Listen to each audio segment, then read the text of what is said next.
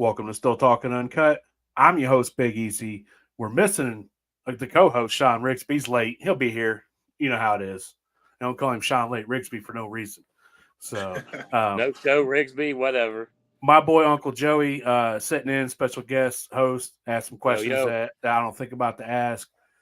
Joined by my man. It's a pleasure to have you on again, this time for a full episode. I'm really looking forward to hearing you speak. My man Curtis, two-time master distiller contestant. Welcome to the show, brother. It's an honor and a privilege to have you here. Thank you for having me, brother. It's a pleasure. So, we always start the show. They said Sean will be here any minute.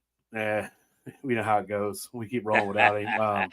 What you drinking on? What you drinking on over there, Curtis? Right now, it's a little shine and the root beer, believe it or not. I know it sounds like an odd combination, but if you get a good solid liquor, got a nice little cocktail. Hey man, there ain't no weird combinations as long as your palate enjoys it. Then it's the perfect combination. That's all that counts. No, ever let anybody talk you out of something you enjoy to drink the way you like it. Do you? And that's what it's all about. So yes, sir. Uncle Joey, what you drinking on? I saw you finish a jar of what was it, peach cobbler a few minutes ago. Before the show, Uncle Joey was eating the peaches out of the bottom of the jar. That's off the I don't eat the fruit. I know what it does to me, and it ain't good things. So if you can eat the fruit, my man. I ate all four of them peaches, but yeah, Phil Billy's got that recipe for that peach cobbler, and I followed it. Second time I've made it. Man, it's a nice little drink, a nice little jar to sip on. I finished that, and then I brought down one of my old favorites, man. My man Tucker down at Tuck and Rad's, his corn liquor. It's some of the best around that I've had so far. And man, it's good to sip on. It's good to, like you said, Curtis, you get a good liquor and you can almost put it in about anything, man. It makes a good drink. I tell you, when I go up to Tuck and Red's in Yellow Springs, just like when I was down at Pat's Distillery in Bainbridge, man, when you try what they make, it reminds you of something that you would make at home, and everybody gets caught up in this. Oh, it ain't moonshine if you pay taxes. Like, look, bro, man, he made it just like I did. Yeah. And it reminds me a hell of a lot of what I make at home. Like, have your stipulation, call it what you want. That's liquor, man. And I really enjoy going to small places and it's just like how it reminds you of something you would make at home, like Tuck's clear corn liquor and even his peach cobbler, it kind of reminds me of something I'd make at home, just like Pabst Knock 'em Stiff. Oh, man, shout out Chris. Yeah. That's what I'm drinking on, man. I can't get enough of that blue corn, man. That blue corn that he makes that Knock 'em Stiff with, Ohio blue corn. Oh, yeah. It's top in my book. So, drink what you like, man. That's what it's all about. So, Chris, yeah. That's what I'm drinking. So my son was just up from Alabama, and I sent him home with a jar of Pabst's blue corn Knock 'em Stiff. And I just talked to him on the phone tonight. He said, man, I tell you, after out of all them jars I brought home, he said, I go to that Knock 'em Stiff a lot. So yeah, it's got a good taste, man. Chris does a hell of a job down there with that. Dude, that blue corn, man. Like, yeah, I'm a big fan of blue corn. I love blue corn. I didn't try blue corn yet. Shoot me your address, Curtis. I'll make that happen for you. There you go. Okay. Sounds good, because I know blue corn and Bloody Butcher is the next on my list to try. Yeah. See, I still got a little Bloody Butcher, and Jimmy Red is almost gone for the season. But I still got quite a bit of blue left. So shoot me your address and tell me how big a mash you want to make, and if you want to run something small and make you a little something, you really like that. I like that blue corn clear and straight. The Butcher and the Jimmy Red, I think it'd be a little better aged. But to me, the Butcher's a little more earthy. So I'm intrigued to hear what you think about it. So. Okay, I'm gonna definitely have to run some. I know there's a local distillery that exclusively uses it, and unfortunately, I don't like their product line, so I'm kind of worried about it. Well, I thought that was weird.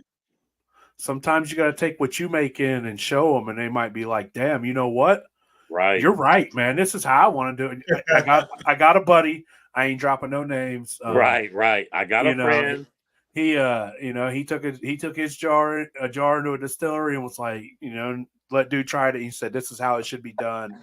And now he's got, there's possibility that he might be making liquor there. That's all it takes sometimes. Don't be afraid.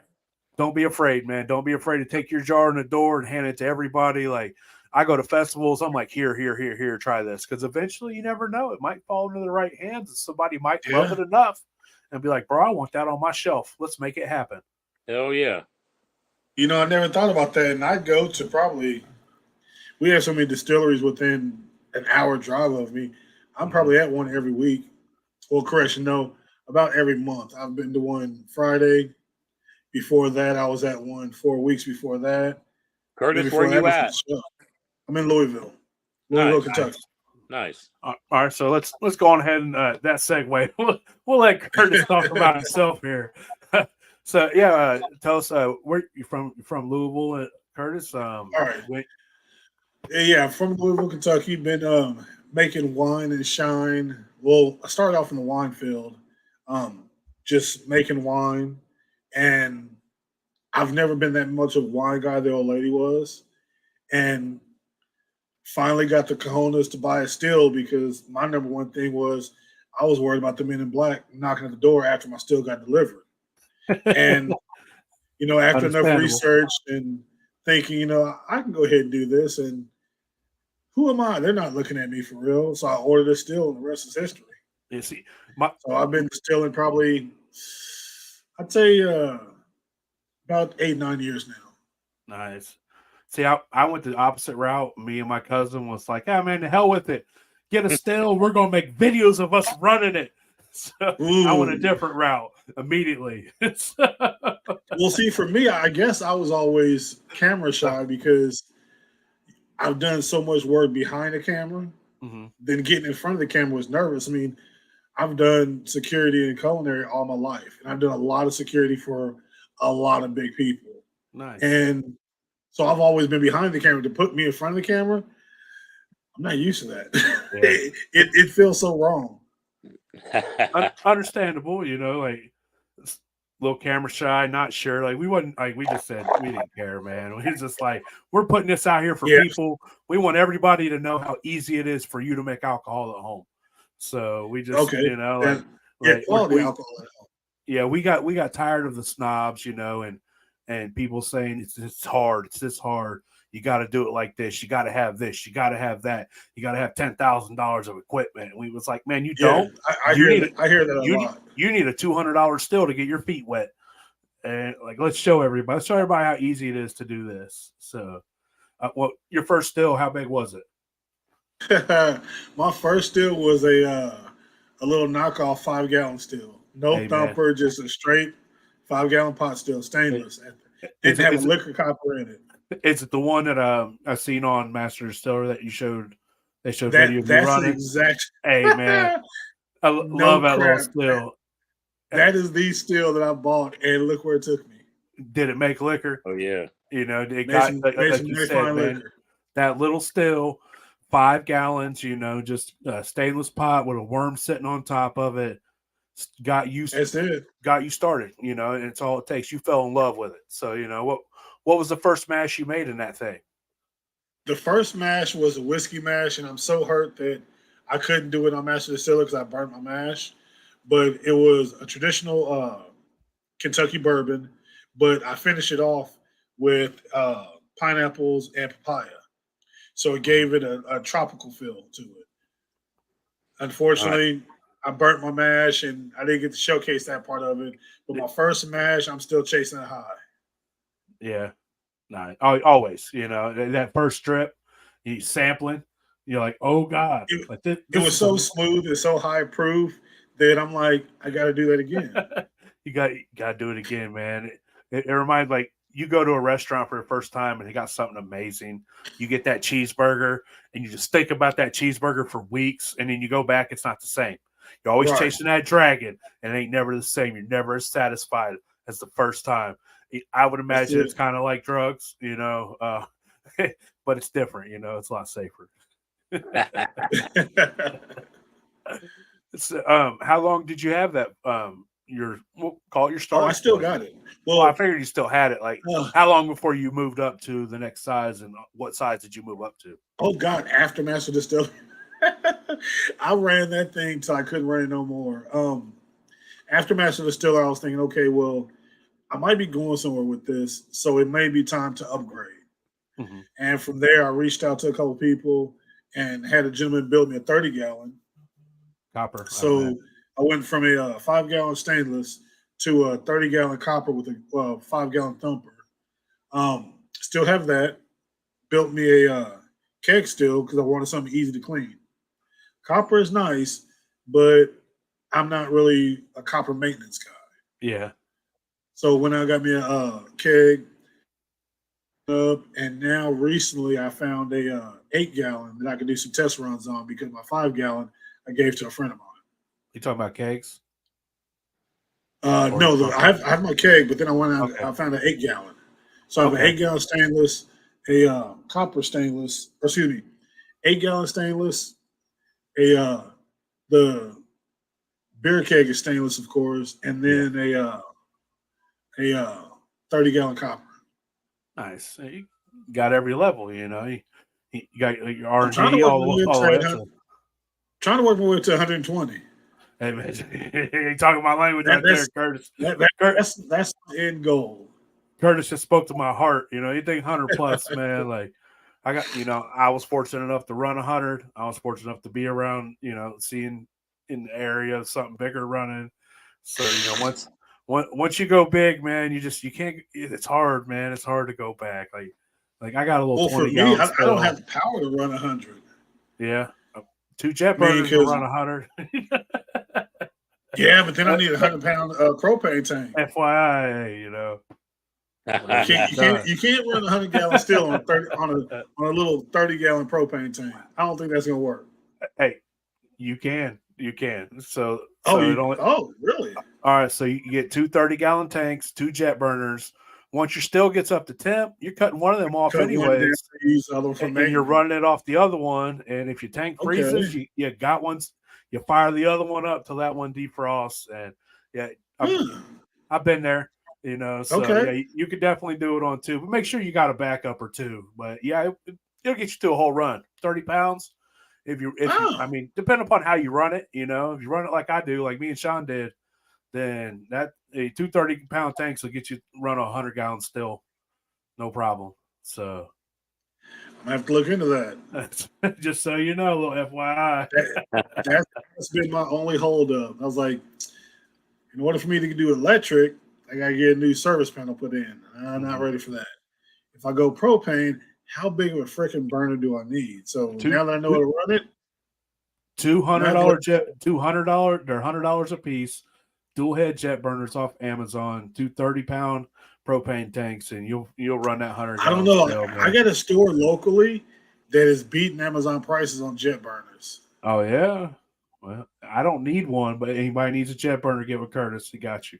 I mean, they had one. It was a 150 BTU. It was $100 cheaper than Amazon. Nice. And I'm like, yo, this is something right here. Oh, look at this. Oh, look who joins us. Oh, on the phone. Right on time. Right on time. Hey, Curtis, real quick. I hear these guys talk about a lot about their stills. On your stainless stills, is it all stainless, or you got stainless with copper lines? Let me see. On the new one, I have the 8-gallon. There's a little bit of copper in there, not enough to talk about. The lines are so small and so short. But on my keg, I have the column stuffed with 2 rolls of copper. So I also heard you talk about your first still didn't have a thumper and your second still had a thumper. Which do you prefer? No thumper, thumper? Do you notice that big of a difference? Good question. Honestly, I didn't run the thumper on the copper just because I wanted to run it as a pot still because that's what I'm used to. Figured, let me work my way up to it. Right, but you're used to. I didn't really notice too much of a difference, except my proof stayed higher longer, and when it dropped, it tanked. Mm-hmm. My pot still, when it went down, it stepped down in increments. Mm-hmm. then it's here. There wasn't a gradual downfall. It was just you jump off a cliff. Here's your proof at 120. You're at 80. Time to throw it away. Yep. That's what I noticed with the thumper. Have you run any jar setups or columns with no? plates in them yet? I'm on the fence if I want to build one yet. And you do build you one, man. You'll be glad you did. And if this weekend I got to take my son to a U of L game. If it wasn't for that, that's what my plans was to build a thumper. But then he said he wanted to go to the game, so you know how that goes. Family time first, man. You only got them just so long. You enjoy every second of that. Absolutely, that's it. And that's the way it goes. So, wait till you build some jars, and you think it drops fast with just a thumper. Yeah, it'll ride high forever, and then all of a sudden it just tanks. Yeah, I mean, it'll go from like 170 to 90 in like half a gallon. Yeah, it's crazy. With the thumper, though, I guess I'm just impatient. It takes forever to heat those bad boys up. My pot, it'll get to temp quick. That carryover for the thumper, yeah, I could take a nap doing that. Hey, you just, turn it up. I like Sean's screen better black. You can stay around, Sean. Just keep your face off there. So let me get another quick question in before Sean joins us. I heard you say beer and wine. Which did you start first, beer or wine, or was it both at the same time? You made them both? I tried making a little bit of beer, and I'm not a beer drinker. Only beers I like are dark beers. Me too. Like the oatmeal stouts. Oh, yeah. Guinness, You're speaking my language. Hell yeah. Let me see. Oatmeal stout, dark Guinness style beers. Really, that's about it.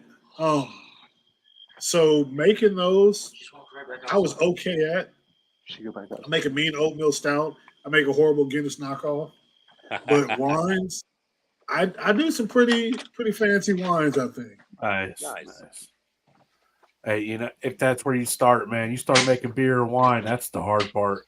You get that part down, throw it in a still.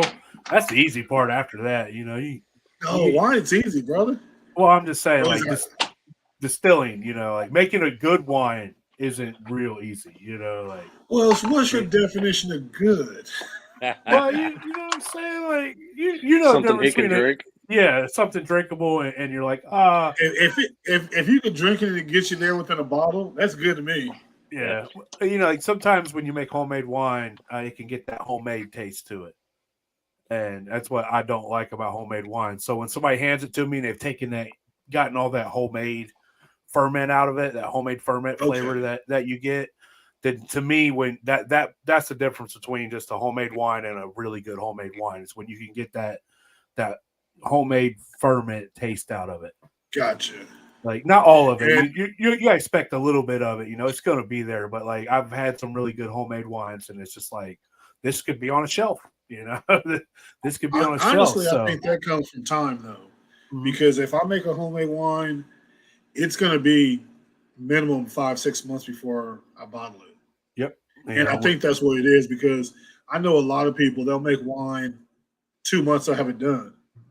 And I'm like, you gotta let that sit and mellow out. Yep. What's your go-to wine, Curtis? What's your favorite wine to make? Yeah, what's your favorite wine to make? And I hope to try it. It's either gonna be that's my next one. When can we get some? But now it's funny because I just bottled up 2 cases of apple wine last night. Nice. Apple wine it is. But apple wine and sangria. Those are my 2. Nice. You ever add a little corn sugar to your apple wine and make it into a hard cider? I was thinking about that last night because I was at the brew store. Right in the bottle, man. Just a little bit of corn sugar in that bottle. And dude, it'll be so fizzy and delicious. Like next time you do it, just a few bottles and see what you think. Like, well, I still got another. I made a total of, God bless it, 7, probably 14 gallons. So I still have 2 cases to bottle up. Oh, boy. Yeah. I'd hard cider some of them. I'm thinking about it. We got to make a run to Curtis's, Jason. Hey, grab Sturge, grab Sean. Let's ride. Listen, where my son lives in Alabama, Louisville is almost a halfway. So we're actually in Louisville quite often. One of these times when I get down there, Curtis, I'd love to maybe have lunch, have dinner, have a drink, man. I'd love to sit down with you sometime, man. Just hit me up and let me know when you're on your way, and we can make it happen. All right, dude. I'll let you know on that. Hell yeah. I appreciate that. That's cool. I was fortunate to have all these apples because we have 3 apples on the property at work. 3 apple trees, and they're like, what are we going to do with all these apples? Because groundhogs kept coming on the property and, messing with people's dogs, messing with the kids. It was like, what are we going to do with these apples? I was like, well, I know what to do with them. Well, I went the Forrest Gump route. I went apple pie, apple shine, apple butter, apple this. It's like, we can do all that. And sure enough, hey, when apples are free, you can use all apples to make your mash. I must have made a good 3 gallons of apple butter. And that's a lot of freaking apples when you're doing apple butter. But apple butter, I came up with, let me see, I got 47 gallons of apple rye I got to run. Let's see, what did I come up with? Apple butter. I made a 47-gallon batch of apple rye I got to run. Apple rye. I got some corn rye. No. When you did your apple rye, did you ferment your apples and your rye together, or did you ferment them separately and then combine them in your pot? No, I had them together. Nice. Everybody does that differently, and I'm intrigued. Like I'm a ferment. Yeah, I've heard a lot of people, they'll ferment their apples, they'll ferment their rye, or some people, if they're doing a mountain brandy, they'll ferment their corn, they'll ferment their pears or whatever fruit they're using, and then they'll combine them into their pot and run them like that. And then you get some people like you and me. I mash it all together. I let it all mix. It's like a salad. It's like a 7-layer salad. You got to let it sit overnight in the fridge. It's going to taste a lot better the next day. Well, see, I did a 2-step ferment. I let the apples work off by themselves for a good week or so. Nice. And then mashed them all up, hit them with the bird mixer, got those going good with the daddies. And then I came back with my rye and added that and restarted everything again. Nice. Look, so really get that. I did that mainly just as an experiment to see what happens. Those apples are getting a nice long ferment. Yeah, nice long ferment, more flavor, more breakdown. That's my question. So I don't make liquor. I just have consumed this delicious corn and all this stuff you guys make, but I will. I just had a conversation with my wife. We will run, but that the longer you ferment, what's that giving you? Flavor? Is it giving you more flavor, more alcohol? It gives you more depth of flavor. Okay. Think of it like when you make a soup or a stew, how it's okay that first day, but the second or third day is so much better. Right. Chili. Your chili's always better day 3. Yes. Okay. Yeah. And then it's the same concept. You get some people who, when their mash is done fermenting, they'll let it sit until it's crystal clear like a wine. You let it degas, they let it clarify. And then you get some people, they're just like, nah, man, it's done fermenting. She's ready. You know, and both ways are awesome. And each one's got a different flavor. And it's all about that person, to each their own, So it's really cool. And that, if you're doing a turbo yeast, letting it clear like that, that's probably the best thing you can do for that. I've never worked with turbo yeast. I've heard it leaves some funky flavors. So I've never worked with it either, just because everything you hear about it's fast. You know what I'm saying? It's fast, and I'm a believer in 3 things, man. You got fast, good, and cheap. Can't have 3. You can only have 2. So I watch a lot of these guys' podcasts, and I hear them talk about. We'll get on that conversation, that yeast conversation. What kind of yeast do you use there? That's a good question. It depends on what I'm making. Okay. I'm not loyal to any yeast. Now, I do keep, let me see. If you look at my refrigerator, I'm always going to have angel yeast, and I'm always going to have dailies. But I'm sorry, I don't mean to cut you off. What do you use your angel yeast for? If I'm making something out the box. Nice. Because I know angel will eat through whatever. So if I'm making like a sweet potato mash or something like that, I'm going to use angels because I know I don't have to cook them off. I can chop them up fine, let them soak overnight, throw the angel in there, and this is just going to go to town on it. If I'm making an oddball fruit, like a mixed fruit, where there's no particular flavor I'm trying to get out of it, just in general, like fruit punch flavor, I'll use Angel. Deities mainly for my grains, and depends on what wines or what brandies I'm trying to make. Then I'll go to like the EC 111s. They have some cider yeast out there that has some good flavors. So I'm all over the place. Yeah. Okay. Every yeast is something for something different, especially like talking about if you're making wine, you don't want to use distiller's yeast in your wine. It's going to taste like shit. Like I would never bottle, like I use bread yeast on my fruit. A lot of people don't, but I would never bottle that wine and drink it because it don't taste too well. It's not drinking wine when you use bread yeast. It's distilling wine. Yeah, it's a little harsh. Yes. So like if I was to make a wine, I would use like a 71B or an EC 1118, like he was talking about. We are so blessed nowadays with all the different strains of yeast. Like there's a strain of yeast to do anything and everything you can think of, and you're not sure. Right. Look it up on Google, man, and be like, oh, what is the best yeast to make this? And there'll be a bunch of different just strands, and you can get anything you want now. It used to be, it's like, oh, well, my grandpappy's had this strain that he developed in the woods back in, Prohibition time. We've been using this same yeast forever because it wasn't like that. It wasn't, you could just hop on Amazon and get yeast delivered to your door. So like I talk about it all the time, we're living in a renaissance and an explosion of moonshine. And it's amazing for the home distiller nowadays at what is so readily available to everybody. I want to try to get into saving some of my old yeast. That's my next adventure, is saving the yeast, washing it, and trying to reuse it if I get a good run. But from what I've seen, I don't know if I want to get into all that extra work. I'm a little bit low. My man, like it's too simple just to buy a thing of yeast from Rural King for $4 or $5, and like, yeah, I'm good to go. I didn't have to jar it. I have to keep it cool. I have to reactivate it. But it's something cool that you get later on down the line. You could be like, I want to try this, and you can. So go ahead and do it.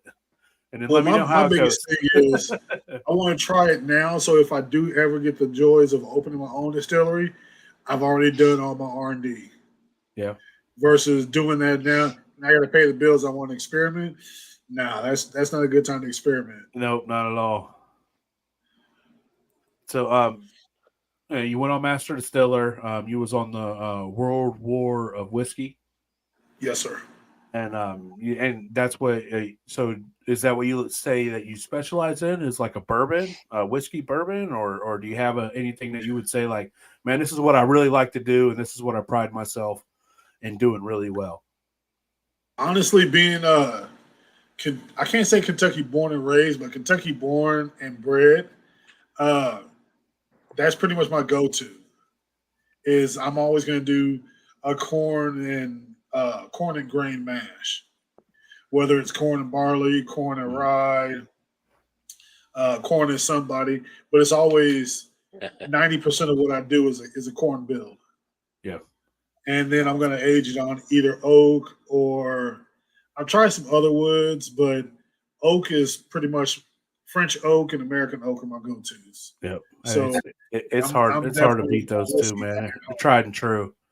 What do you think the flavor difference is between the French and the American oak? I haven't ran anything on the French oak in a while. Okay. It's probably been 2 years, but the French oak to me was just a little bit harsher, had more bite to it. Yeah. I was doing the exact same mash bills.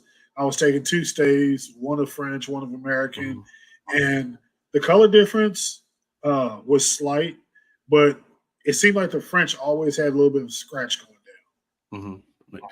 I the think American was just yeah.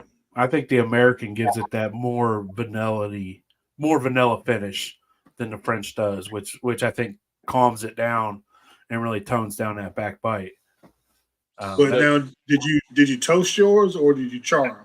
They were, it's however they came, went with the spirals. They were probably toasted. I imagine they were toasted. That's what I was about to. I was about to ask you, Curtis. Do you prefer toast or char? And if you do char, is there a level? Do you a light char, medium char, heavy char? I can't tell you the level because when you're in the backyard with the MAP gas torch, right, you get what you get. You measure with your heart, whatever the heart says it is. It's like, I don't know, it's charred. That's it. It's charred. Now, my bags of chips or my staves, they come and they say they're toasted or light toasted, but I still stick them. I got a toaster oven in the garage. Found out the hard way. Do that shit in the garage. I'll toast them for. Tell us how you found out the hard way. These are the stories we want to hear. Yeah. You let us there. I talk about me dumping 20 gallons of mash everywhere in the living room all the time. So that's wife was pissed. Well, I had I believe a 5-pound bag of oak chips. Okay. In the oven, 400 degrees. Just sitting there, just relaxing, having a good old time. When I open the door, that rush of oxygen, as I grab that pot, they all start to set on fire. Oh, backdraft. And now I'm trying to get out of the kitchen, through the dining room, out the back door. Oh, yeah, there's guests on the back porch. What are you doing with a pan on fire, running around towards people with alcohol in their hand? Yeah, it was a time. So that's amazing. After that, I was like, a toaster oven, put it in the garage. Did you burn your house down or hurt anybody? No, but I was trying to explain to everybody why success. Inside the house smelled like a barbecue, and there was no barbecue lit outside. Well, it probably smelled for a little while. Yeah, I would be upset if I came over and it smelled like barbecue and there was no barbecue. So yeah, hey, then you just need to fire some barbecue. That's awesome. That's a great story. Hell yeah. Yeah, no ladies. Like, I ain't not in the house no more. I do everything in the garage. Yeah, get you a $20 toaster oven and get out of here. $20 toaster oven. $5 toaster oven from the flea market. There you go. You're gonna burn them up. So now, I'm wondering how well you could toast in an air fryer. Like, do air fryers toast? I don't see why they wouldn't. Yeah, somebody toast some chips in an air fryer and get back to me. Let me know how it works. Well, I mean, honestly, air fryer is just a toaster oven 2.0. Yeah. It gets hot as all get out immediately. It just has a fan. Honestly, it's a convection toaster oven. So I don't see why it wouldn't. I don't know. Somebody make a video and tag me in it, please. I don't want to do it. That's why I'm just throwing out ideas that I want to see that I don't want to do. Right. Okay. I can imagine what would happen if I used the air fryer on the counter to do it, and I backdraft it. It's possible. I'm thinking about trying it this weekend. It's like, if I take it out to the garage. Yeah. Hey, as long as you don't mess up the air fryer. And then everything you make after that might have a nice little smoky flavor to it. Oh, my air fryer is already FUBAR'd. So there you go, man. It's all good. I mean, I burnt out the high limit switch on it, and what would be a proper word for it? Found a workaround for that high limit switch. Workaround. You always got to have a workaround. Hey, you got to do what you got to do, man. That's that redneckery. It gets you by. So. Hey, I'm in Kentucky. What you expect? Hey. Anything else would be uncivilized. Hey, ingenuity, man. Ingenuity. That's what it's all about. We get it done.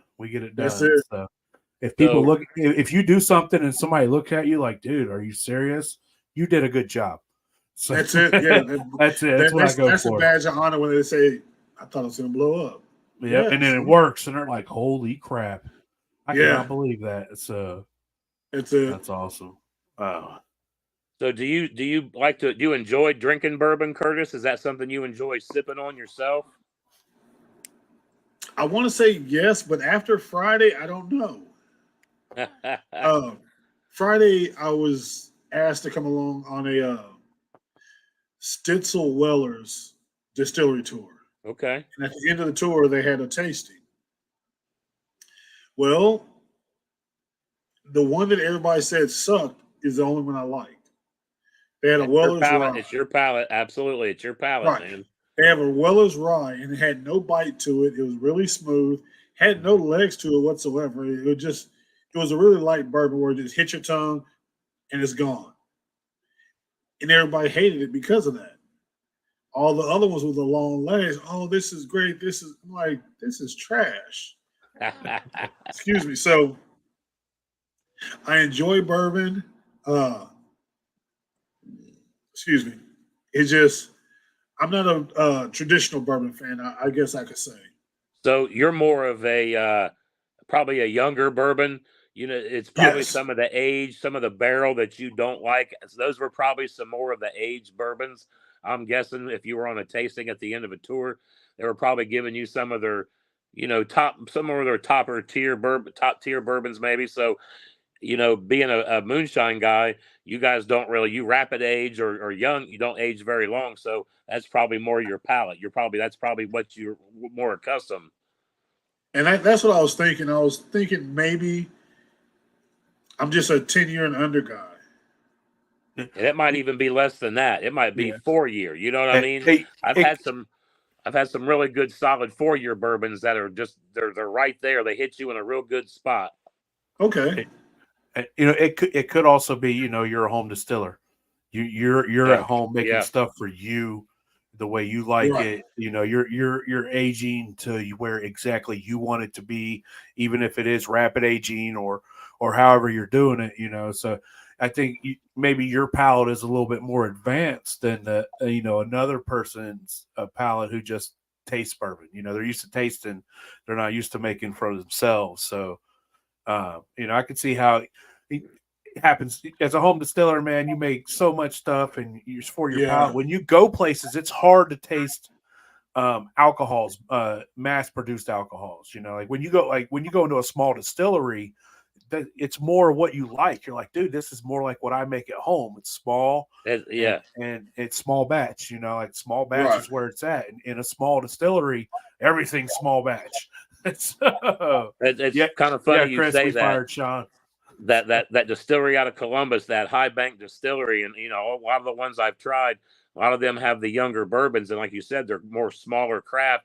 And I tell you what, I've had some really damn good bourbon out of those places. So here lately, most of the bottles that I've bought have been these Ohio craft distilleries. And like I said, they make a damn good product, and like it's mostly 2, 4, maybe 6-year tops. It's not an aged bourbon. So I think that's a good solid drink. It's got a good proof. It's got a good barrel age. I don't know. I'm finding over my time. I'm kind of drawn to those myself. I might have to come and do the Ohio tour. Hey, listen, if you get a chance to get your hands on them, if you get your chance, High Bank Distillery, and I believe, man, there was another one that we did on the podcast. It's really good.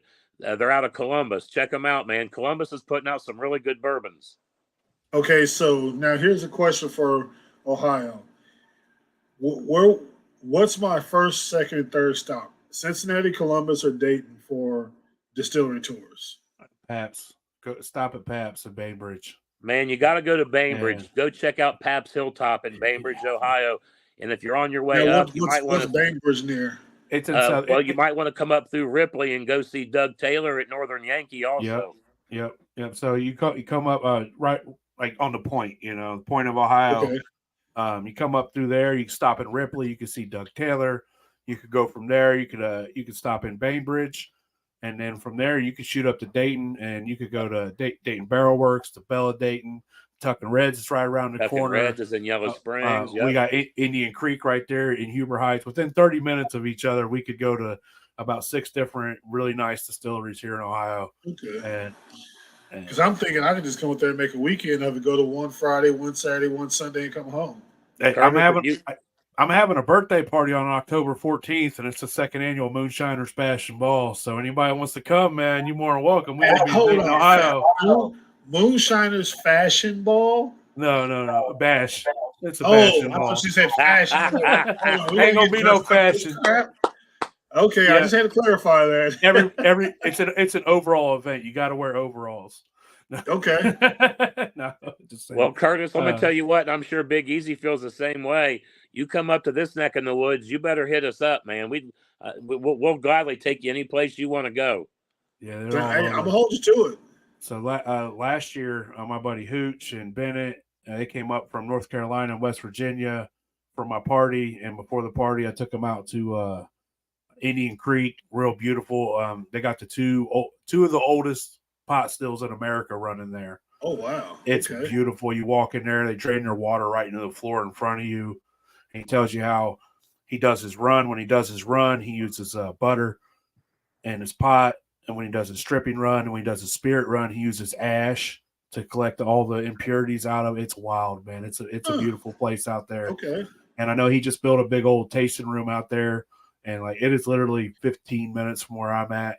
And then for me, 15 minutes or 30 minutes for me is Tuck and Reds. And then, like I said, you go downtown Dayton.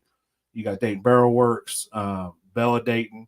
Then 10 minutes from them, you got the Hall Brothers. And Sean knows all about the Hall Brothers right there in Dayton. There's just so many of them around here. And that's just when you get in the Dayton area.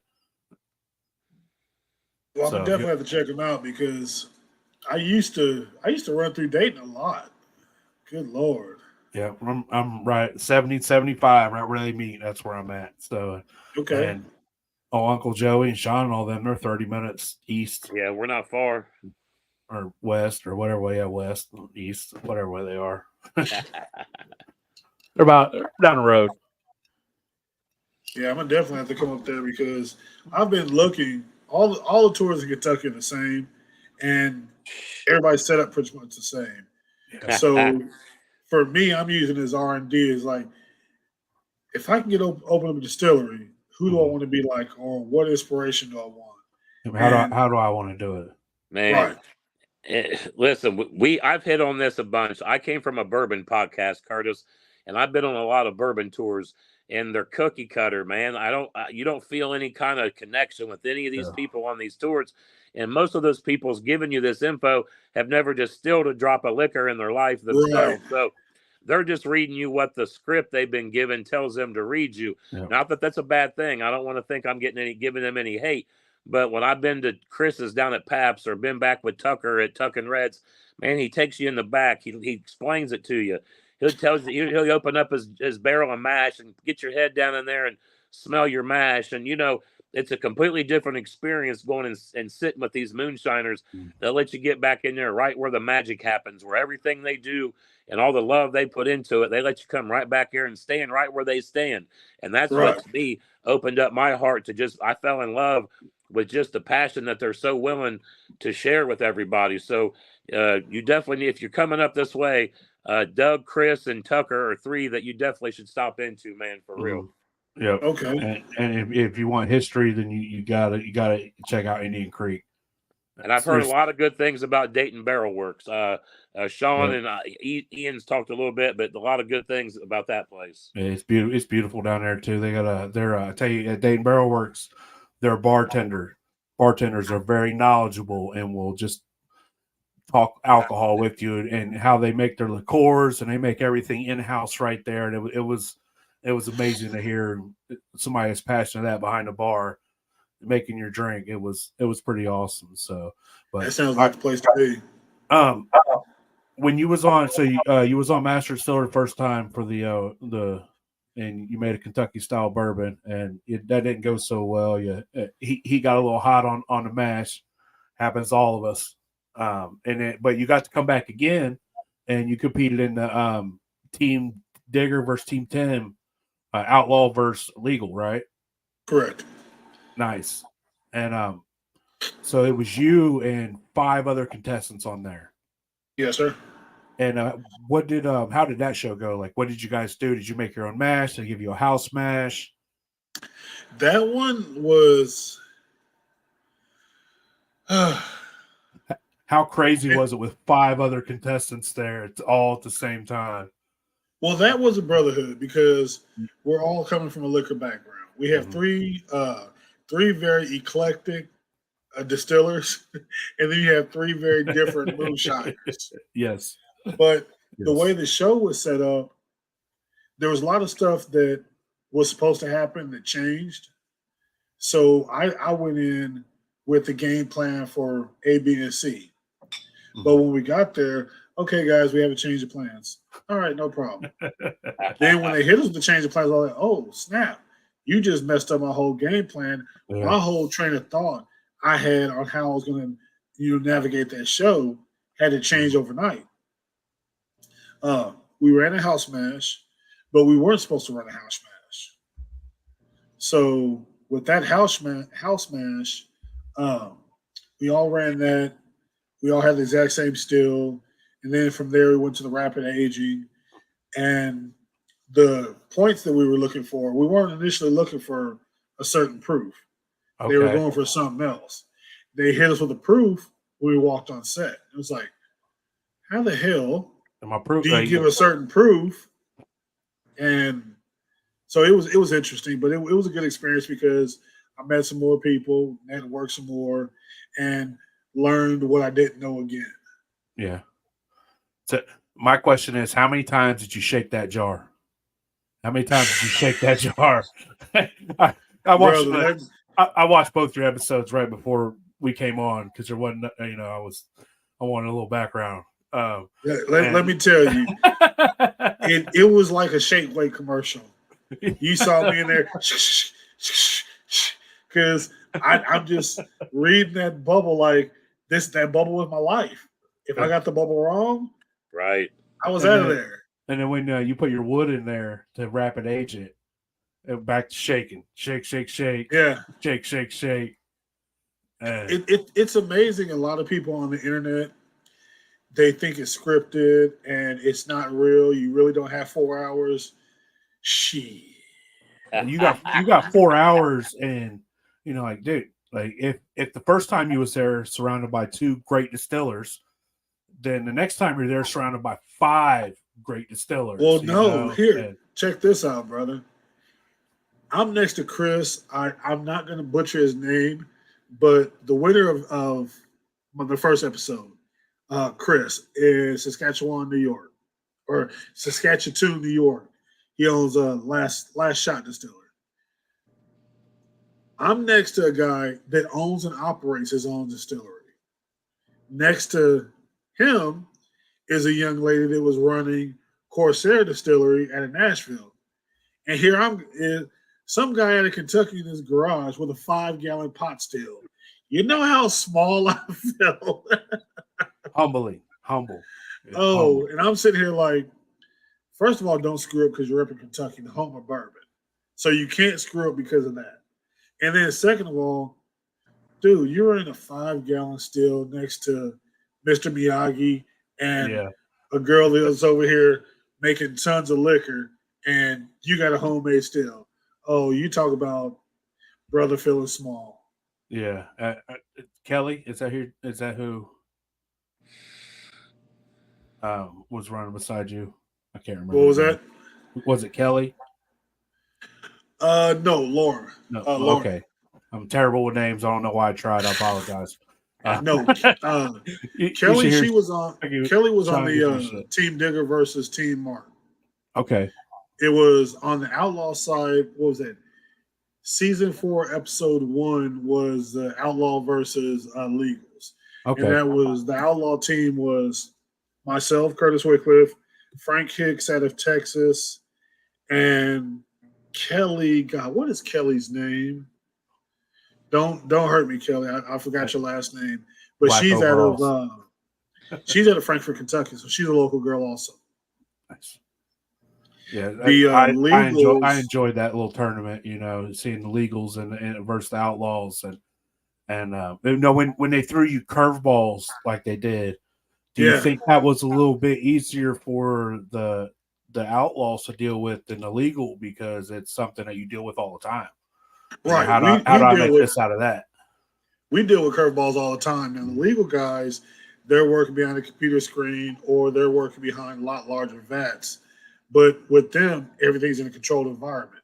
So it's a little bit easier. They don't have hiccups because their setup is set up for no problems. Yeah. But for us, problems are part of our everyday life. Every run's a hiccup. There's a hiccup with every run. whether Exactly. I'm spilling mash on the floor, or I got to swap the tank halfway through, or just there's always stuff, man. I dump mash in the living room. I got to sleep on the couch where it's sticky. It doesn't matter, You about to catch your oven on fire. Shit happens. It's definitely. But yeah, curveballs for the Outlaws are I would say a lot easier to handle. Nice. Now, in your two trips to Master Distiller, did you learn more about distilling than you ever learned on your own, or did it really help take your distilling to the next level because of all the information you gained?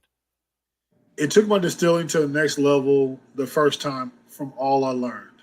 Mm-hmm. And from there I was off to the races. Nice. I guess I need to watch my first episode and I can tell you breakdown as far as minute to minute the oh crap moments. Like, see a look on my face? It was right then I knew. But see, when I'm stirring that pot, I could tell you exactly when I smelled that first burnt char and I knew it was game over. And then I went into survival mode. How do I fix it? Yeah. Because I'm not going to get on TV and quit. No. Last thing, you're not going to call me a thief. You're not going to call me a quitter. Two things you can't call me. Hey, you can call me a lot of stuff, but you can't call me those two. It don't matter if you're at home. You're still not quitting. The national TV ain't no different. You're going to be you, and you're going to do what you're going to do, and you're going to be who you are, and you're going to fight till the end. You're going to try this, try that, and I was trying to save that something terrible. I pulled out every little trick I could think of, and unfortunately, it tasted like char. There's just some things you can't get rid of, man. Like if you was at home, I believe you said if I was at home, I'd have dumped this out. Oh yeah, quickly. It's just something. The sad part, on top of that, when I went to the still house, at that time, I didn't know what the deflagrator was. There was a bunch of different steel parts. I had no idea. I'm in the still house looking for parts, and I'm thinking, there's no parts in here left. Yeah. I was the number 2 guy. I went in there and I was like, there's nothing in here that I know of. All this stuff is foreign. What do I do? So it was a humbling experience because I found out just how little I knew when I thought I knew a lot. I thought I knew whiskey. I thought I knew how to make liquor. I got there and I was like, yeah, I can barely make a peanut butter and jelly sandwich compared to these guys. But, hey, you did your thing, man. And, you did your thing, bro. And hey, congratulations. You made it there. You worked hard. You got there. Right? And you definitely belong. You can tell you belong, whether you had experience on them copper stills and all those parts. It didn't matter, man. You did your thing, and making liquor's making liquor. So congratulations. I tried my best. Thank you, sir. Because I was nervous as all get. Shaking in my boots is an understatement. Oh, I bet you should have just got really drunk and did it hungover like Sean. Then you're too sick to be nervous. So. No, I was too nervous. I was too nervous to drink. I'm down there thinking to myself, "Oh God, what do you do?" So I was so nervous. It was sickening.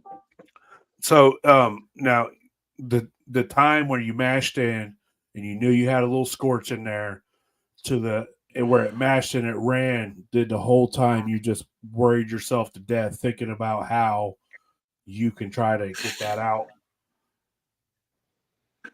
From the moment I smelled that scorch, I stirred that pot for the next 2 hours. Because I didn't want, there was, and my thought was, I smell a little bit of scorch. If I keep it moving, keep it agitated, then there's nothing else to burn. It's going to always stay moving, so maybe I can clean it up.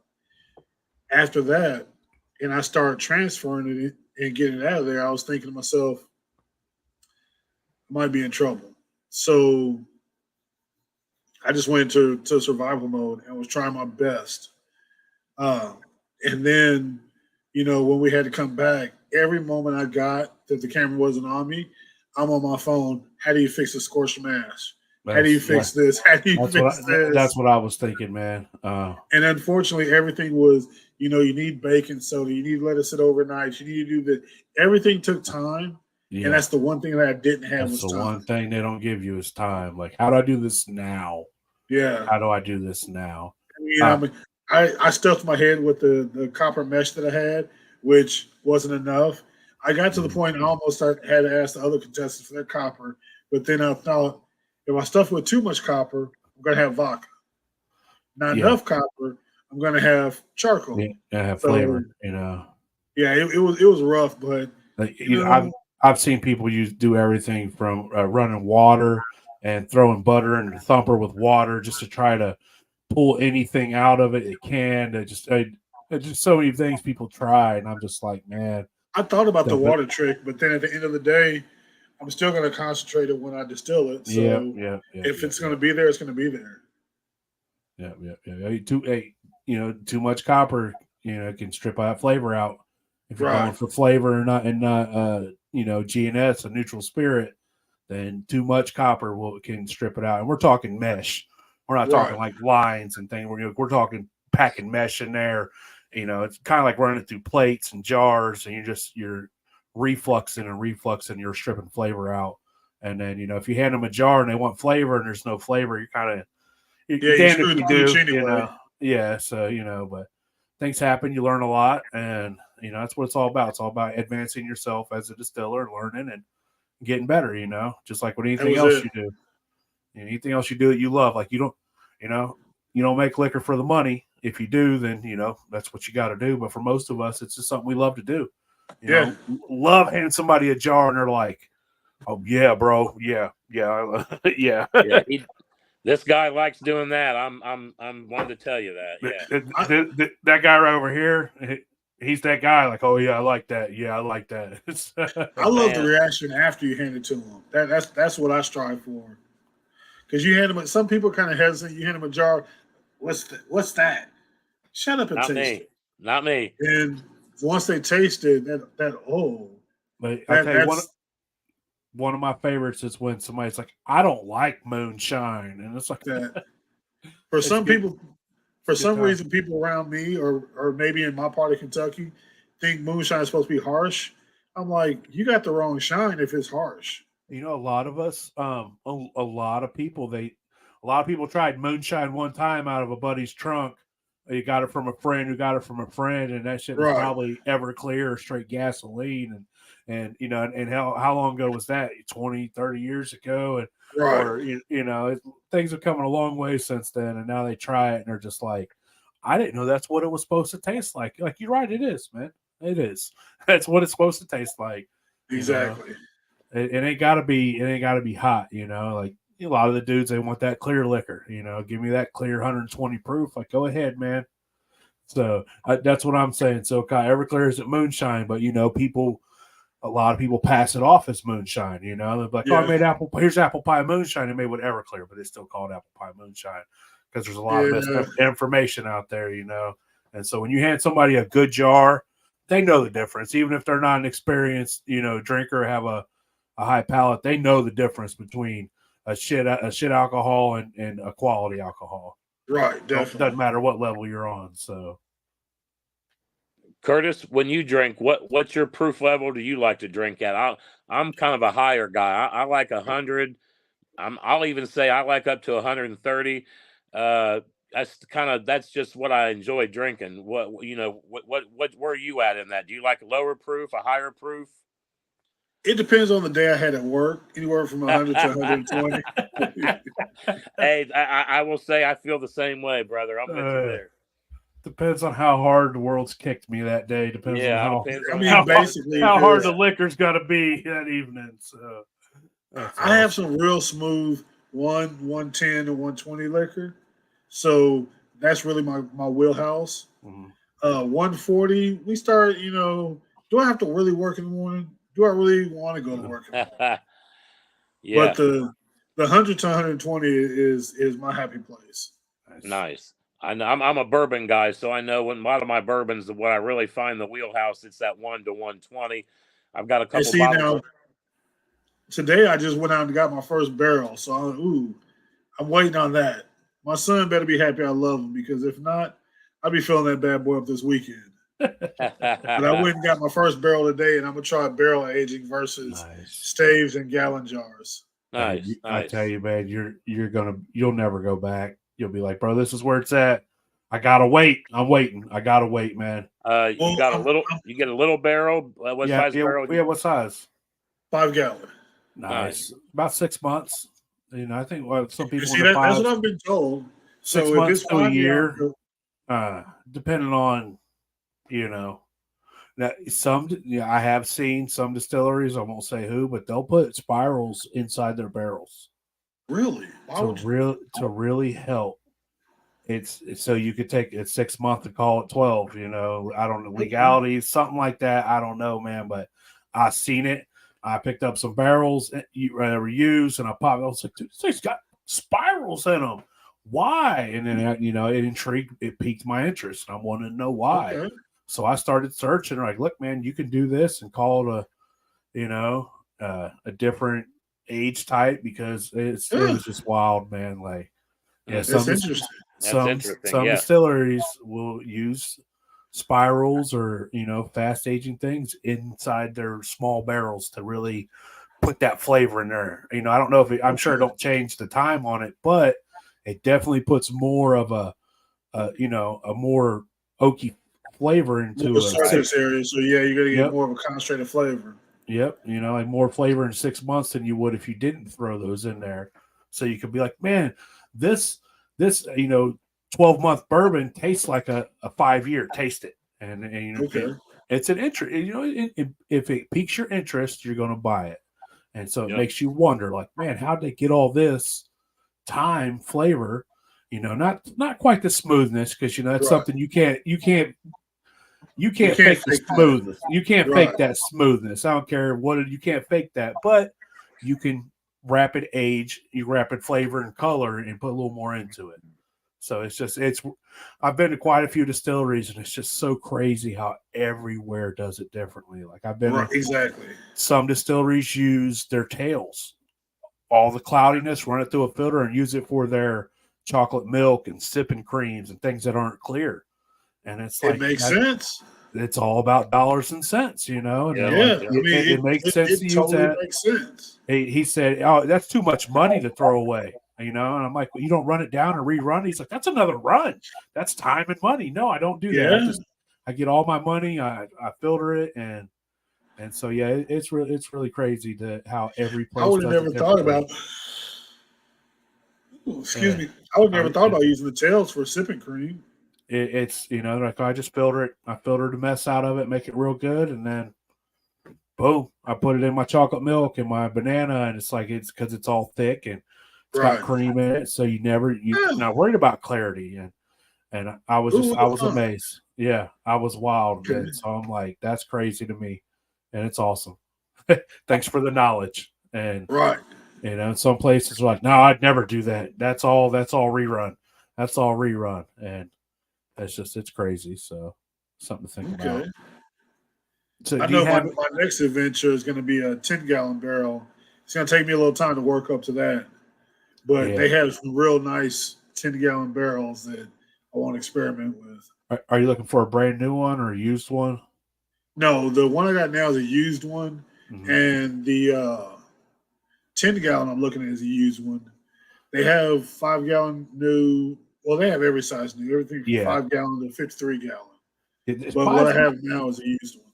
Yeah, small ones are expensive. That's why usually you go with the about what are they running for a used 10? That's a good question because I only looked at the 5-gallon prices today. Okay.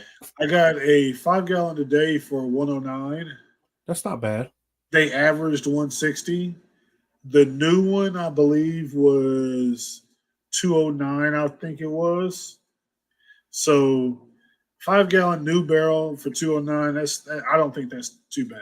That's not too bad at all. If you come up here, I'll take you out to that Indian Creek. He resells his 10-gallon used for like $120. Okay. Used once and uses them like 6 months to a year. He sells his 30s for like $150 or $175. I think that's what it was last time he was there. Yeah, I got a 30. I just never filled it up yet. And see, that's my only thing is I only want to get it in close time I know I'm going to use it because I don't want it to dry out on me. Mm-hmm.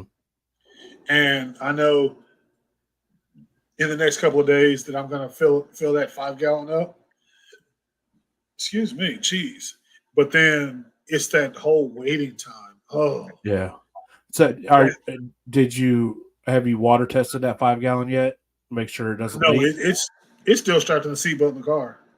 Okay, nice. No, I mean when I say I just picked it up, I took a break at work, so it was maybe in between 2:30 and 4 is when I picked it up. But somewhere around 3 o'clock is when I picked it up, and like I said, it's still sitting in the back seat, strapped in the seatbelt, waiting on me to take it to the garage. I ordered a steamer, so just in case there is leaks in it, I'm going to go ahead and hit it with a steamer, see if I can swell it up like that. And then that way. I picked up my buddy. He picked up one of those 10 gallons, and he just filled it up with water, and it seeped out, and he just kept filling it up with water, and then by the next day, it didn't seep out no more, and he just dumped the water out. Okay. Just let it fill up and let it seep out until it stops. It'll swell right up for you. Okay. And you see some people, they wrap them in plastic. You wrap them in plastic and then just keep doing that. And eventually it'll just swell up and it won't leak anymore. If you got it and it's got a substantial leak in it, instead of trying to, because sometimes you see people, they get big vessels of water and they submerge them down, and it's hard to get a big old vessel. And I was talking to my buddy about it. I was at his house. He's like, "Nah, man, check this out." He wrapped it in saran wrap. He filled the hole up with water, and you could see it was leaking slowly. Come out a couple hours later, it was a couple inches down. He just kept filling it up, and then by the next morning, that water was still at the top, and it quit leaking. So if you're looking for an easy way to swell that barrel, just fill it up with water and just keep filling it up until it stops draining out. See, now I feel like I overthought the situation because I got the barrel. Then I thought about, okay, well, when I water test it, what happens if it's leaking? Then I'm thinking, just steam the crap out of it, swell the wood up, get you some beeswax. If it does leak and it doesn't seal over 24 hours, hit it with some beeswax, call it a day. Wrap it in saran wrap and just keep dumping water in it until it stops leaking. Now, okay. If it's like pouring out, then you got to submerge it because it's so dry. You get an old barrel and you want to swell, you got to submerge it because it's so dry. You get a newer barrel and you just keep dumping water into it. It'll stop eventually. Just be patient. For me, I'm close enough to a couple places that sells barrels, and I'm able to go pick up whatever I want. Nice. Versus if you guys order something, you're at the mercy of the picker. They just pick up a barrel to fulfill the order. Me, I can go through and stumble. They'll let you into the facility, and you just go through and look at and pick exactly which one you want. And I sat there for probably 20 minutes chewing the fat with the guy that works there. Well, what you gonna do with it? Well, I'm gonna fill it with some shine. What are you gonna do with it? I mean, what do you mean with it? What are you gonna do with it? Well, you don't buy a 5-gallon barrel for charcoal. Well, some people use barrels. They age wine in them. They age honey in them. Yeah, they're real popular for that. The 5 and see that's what I want is a maple barrel. Nice, because they had some barrels that were aging maple in it. Only thing is, they were 20 and 30 gallon barrels. Yeah, it takes a long time to come with 30, 20 gallons of moonshine in a 15-gallon keg. It does. So. I ran a whole winter once and was like, man, I got 40 gallons of liquor from a keg this winter. I got to get this out of here. That was a long time ago. But yeah, so when I got to Indian Creek, he just stacks them on a flatbed truck out back, and he's like, go out there and choose what you want. Back your car right up to it, throw it in there, come in here and tell me. And I'm like, cool, man. So a lot of good dudes out here, man, and it's beautiful. So. But, I'm gonna definitely have to come up there before it gets cold because I do not. I'm a West Coast guy. I don't do the cold. You got a month. you got about a month. Oh, jeez. Or a month, or catch us in the spring. No, we're pretty good till about mid-November. But we're all going to be in Bainbridge. Well, maybe not for you, Uncle Joey. I'm big. I got high blood pressure. So I run a little warmer than you. So I'm a lot bigger than you, Uncle Joey. I get you. But so was it October 23rd? We're going to be in Bainbridge, Ohio. I think it's 20th, 21st, and 22nd, maybe. Yeah. And second to last week in October. We're going to be in Bainbridge at Pabst Distillery. They're having a big festival down there, so I'm stopping in to say what's up. I know American Whiskey, Uncle Joey, Big Sturge, Dylan, they're going to be down there setting up doing podcasts. So if you ain't got nothing to do that weekend, Curtis, man, we'd love to see you down there. And like I said, that's doable because I'll just be coming back from California then. Nice. Yeah, bring a parka because it's going to be a lot different than California. Yeah. It shouldn't be that bad, You just never know it here in Ohio, though. You say, hold on, how long have you lived in that area, Mister? It shouldn't be that bad. A whole life, man. Right. And Kentucky's cold is too cold for me. So what does that tell you? Hey, as long as there ain't snow on the ground, I'm good. So, okay. But it'll be all right. We don't get that cold. It's nice during the day. This is our time of year, September, October. Yeah. Up to around Halloween. Then come Halloween, man, you don't know. It could be hot. It could be 100 degrees. It could snow. You just never know here. It could absolutely snow. Halloween's a cutoff day. Up until then, it's usually pretty decent. So we all's fair in love and war till Halloween breaks out. That's right. Sir. That's right. And then you just don't know. But I don't put on. I wear shorts until there's snow on the ground. I don't. Me too. Around, so me too. Even then, I'm like, it's just gonna melt in a week. I'll be all right. Well, I wear flip flops year round. So I mean, what can I say? My man, you sound like Phil. Phil wears Crocs. So can't do the Crocs yet, but I'll do the flip flops. I'll do the toe thongs. They're too slippery on me, man. I stepped in water once. I about died. I retired them. I went back. If I could find a pair of 14 or 15 Crocs, I might do it. But I can't find them bigger than 13. Yeah. So I'm not gonna have my heel hanging out the back of it. You got to cut the toes out. Somebody makes a big man's Croc. Yeah. Okay. Yeah. Now that's a thought. Caveman Crocs, cut the toe out. Croc, if you're listening, get with Curtis. Sponsor him on a size 15 Croc. Call it the Shiner Croc. Boom, boom. There you go. Or just cut the toe out and call them cavemen. That's right, caveman. That's it. Cut the toe out and I'll rock them in sport mode all the time. I stubbed my toes. Yeah. I stubbed my toes enough already. I could see if they was hanging over the front of my shoes. Oh, you don't want to see my toes, brother. That's why they're called cavemen. When my toes hang out, it's an ugly situation. All right, we're gonna end it there, man. Let's turn a little sideways. But Curtis, man, I really appreciate you speaking and giving us your time and talking about your experience on Master Distiller. 2 shows, man. Y'all go check them out. World War of Whiskey, really good episode. And then the was it Digger Outlaw versus Legals. It's been a while. I'm struggling over here. I appreciate you. I ain't got Sean to keep me in line. He bailed on us tonight. His tummy's hurt. So everybody send Sean your thoughts. I will say before we go, unfortunately, we lost another Shiner real soon. Shiner Sam. We appreciate everything you did for the community. If you knew him, you were pleasured. If you didn't, he's family regardless. Bottoms up, Shiner Sam. We love you. Shiner Sam. We love all y'all, man. We appreciate y'all listening. Check us out, YouTube, Spotify. Find us anywhere. Go check out America and Whiskey. That podcast is badass. Their favorite episode is the one I was on. And that's how it is. So, that might have been Uncle Joey's favorite episode. He don't remember much of it, but he can go back and watch it. So I remember it, man. I had a good time, man. I had a great time. And I will say, Curtis, it's been a pleasure talking to you. Big Easy, pleasure being here, having me on.